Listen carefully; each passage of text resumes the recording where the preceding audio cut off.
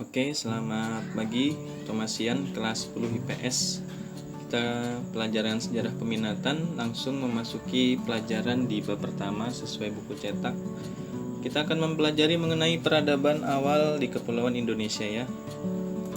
Untuk sejarah yang akan kita pelajari kali ini memang yang sangat jauh-jauh terlampau waktunya ya, jadi udah lama banget ya, berjuta-juta tahun lalu, tapi kita harus senantiasa semangat dalam mempelajarinya. Untuk kompetensi dasar ada 2 di sini targetnya ya.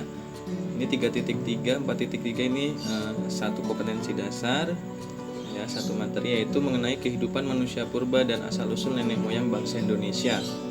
Lalu yang kedua 3.4 dan 4.4 ini mengenai hasil-hasil dan nilai-nilai budaya masyarakat praaksara yang ada di Indonesia, lalu pengaruhnya dalam kehidupan lingkungan terdekat. Ya, jadi di sini nanti ada 2 KD yang dijadikan target untuk pembelajaran di bab pertama khususnya. Untuk yang 3.3 berkaitan dengan pengetahuan, yang 4.3 berkaitan dengan keterampilan ya. Sama di sini juga pengetahuan, di sini keterampilan ya. Kita langsung masuk ke materinya. Di bab pertama akan dibagi menjadi 6 sub ya. Dari sub-sub ini nanti di setiap PJJ akan terdapat 2 atau 3 sub yang akan dibahas. Oke, dari sebelum mengenal tulisan sampai perkembangan teknologi yang dimiliki oleh masyarakat pada awal Kepulauan Indonesia ya. Lanjut di sub yang pertama mengenai sebelum mengenal tulisan ya, masyarakat atau bangsa suatu daerah sebelum mengenal tulisan itu seperti apa. Dikenal istilah praaksara.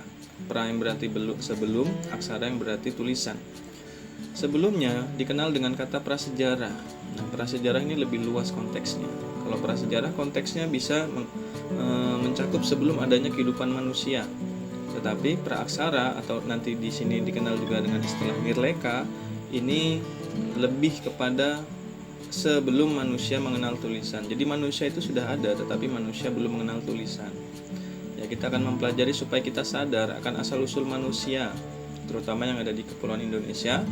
Lalu kita bisa menghargai seperti apakah atau berasal dari manakah asal-usul tradisi ataupun budaya bangsa Indonesia pada masa dulu.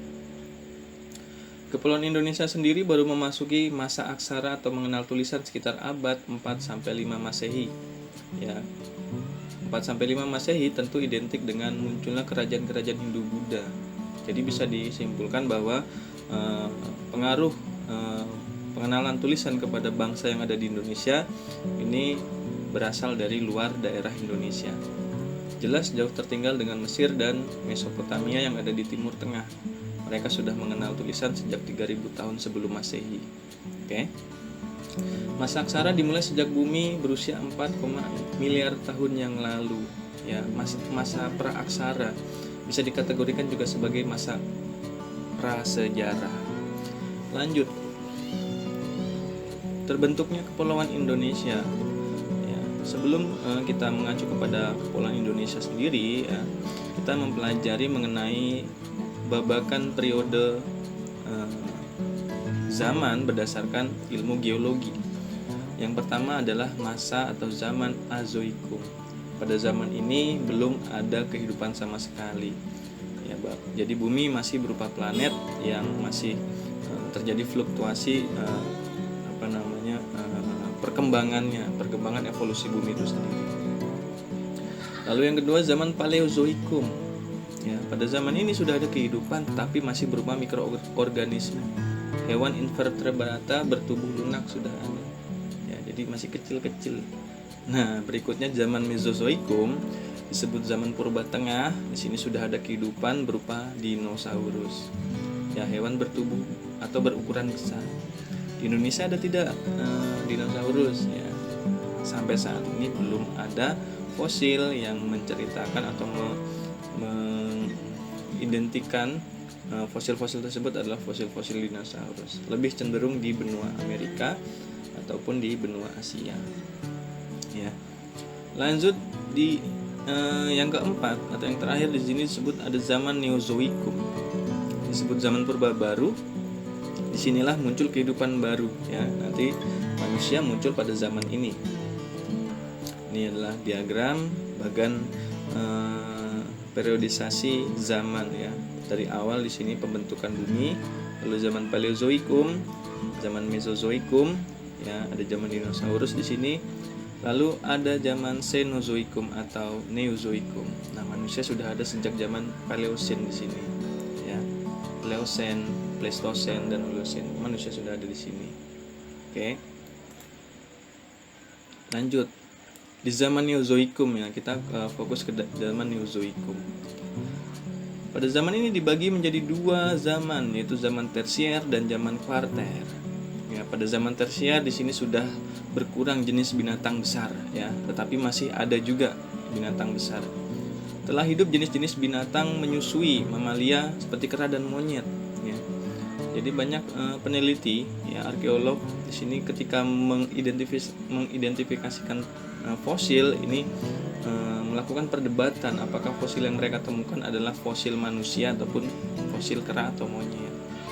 Nah, berikutnya di zaman kuarter di sini masa terpenting ya.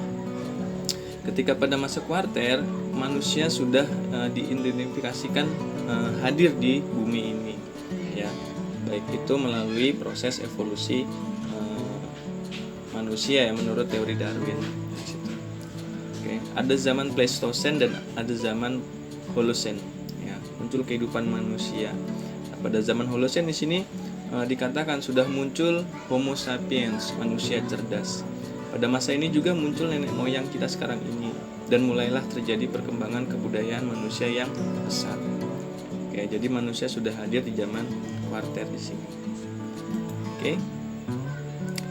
Nah, bagaimana sejarah Kepulauan Indonesia sendiri? Secara geografis Indonesia terletak di pusat pertemuan 3 lempeng. Pertama lempeng Indo-Australia, kedua lempeng Eurasia, dan terakhir lempeng Pasifik. Ya, di sini ada lempeng Eurasia di sini, ya. Lalu lempeng Pasifik di sini, ya.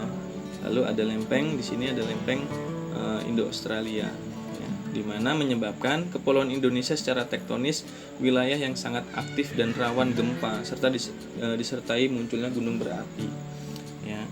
Nah, Indonesia sendiri atau Kepulauan Indonesia Nusantara ya disebutnya juga merupakan kepulauan yang muncul seiring perkembangan waktu ya. Rangkaian Kepulauan Indonesia baru terbentuk sekitar 65 juta tahun yang lalu pada masa tersier. Nah, ini yang menyebabkan Indonesia tidak didapati fosil-fosil hewan-hewan purba seperti dinosaurus ya. Nah, jadi kepulauan-kepulauannya muncul seiring perkembangan waktu. Kita lihat coba seperti apa sih Indonesia pada masa kini ya. Kita lihat dari Sumatera bagian utara, Aceh ya, Pulau Jawa, Bali, Nusa Tenggara Barat, Nusa Tenggara Timur, Kepulauan Banda, Maluku, ya, Sulawesi bagian utara di sini terdapat gunung-gunung berapi yang mengindikasikan bahwa secara geografis Indonesia merupakan wilayah yang fluktuatif ya, selalu berubah ya wilayahnya. Kecuali di sini ada Borneo atau Kalimantan yang tidak didapati gunung berapi ya. Tapi kemunculannya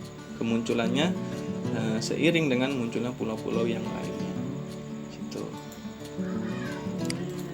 Oke, tadi sudah kita membahas 2 submateri ya.